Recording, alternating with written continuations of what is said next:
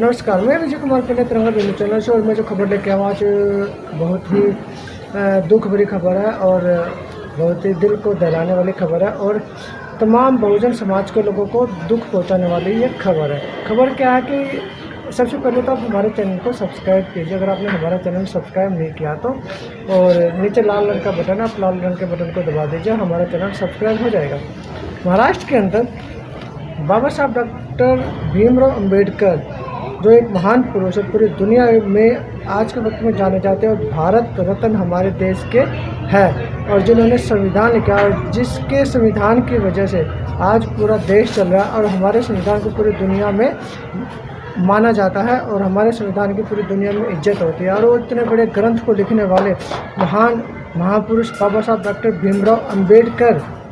का जन्म जहाँ पे हुआ था महाराष्ट्र के अंदर, और बाबा साहब अम्बेडकर का जो निवास स्थान है और जो पुस्तकालय जिसको हम राजगृह के नाम से जानते हैं, जो आप मेरे बराबर में फ़ोटो भी देख सकते हैं, यहाँ पे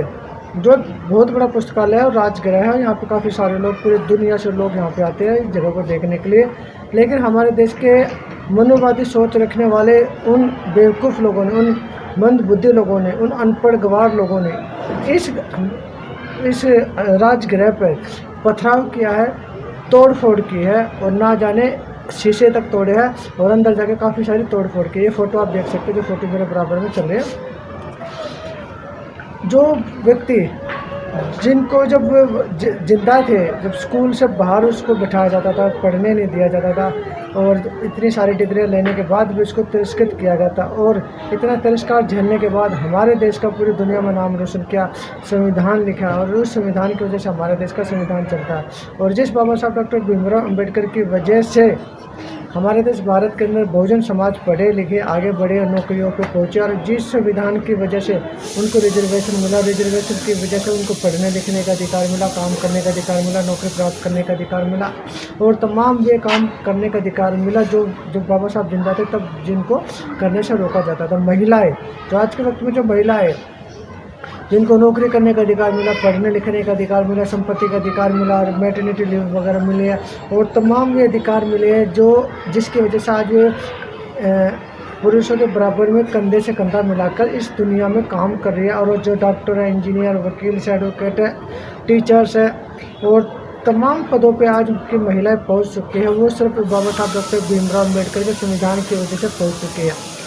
उस डॉक्टर भीमराव अंबेडकर के राजगृह पुस्तकालय पर जो मानसिकता, गिरी हुई मानसिकता वाले लोगों ने पथराव किया है, तोड़फोड़ की है, शीशे तोड़े हैं, हम तिरंगा बिंदु चैनल वाले भी और तमाम बहुजन समाज के लोग जो इस वक्त काफ़ी आहत है क्योंकि उनके महान पुरुष के घर पर जो पथराव किया गया और अत्याचार किया गया, जो कि बड़े शर्म की बात है उन लोगों के लिए जिन्होंने ये घिनौनी हरकत की है या जिनके कहने पर ये घिनौनी हरकत की गई है। तमाम उन लोगों की जिनकी वजह से घिनौना अपराध हुआ, महान अपराध हुआ, उनके घर पर जो पथराव किया गया उनको हम घृणित निगाह से देखते हैं और उनको मतलब कि निंदित भी करते हैं। हम चैनल की तरफ से भी उनको निंदित करते हैं और इसकी एक घिनौने काम की हम निंदा भी करते हैं। और हमारी केंद्र सरकार से भी और राजगृह जिस एरिया में पड़ता है वहाँ की राज्य सरकार से भी यही निवेदन है कि आप लोग जो है इस मामले में दखल दें और जितनी जल्दी हो सके उन नपुंसक, उन बेवकूफ़, उन गधों को पकड़ा जाए और उनको जेल की हवा खिलाई जाए ताकि वे आने वाले समय में ऐसा और घिनौना काम किसी और महापुरुष के साथ ना करें और न ही बाबा साहब डॉक्टर भीमराव अम्बेडकर के साथ करें। और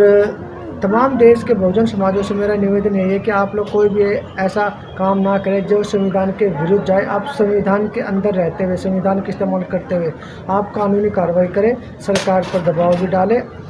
संविधान के अंदर रहते हुए सरकार लेटर के माध्यम से, पत्र के माध्यम से माननीय नरेंद्र मोदी जो प्रधानमंत्री आज हमारे देश में है, जिन्होंने बाबा साहब डॉक्टर भीमराव अम्बेडकर की प्रतिमा के सामने भी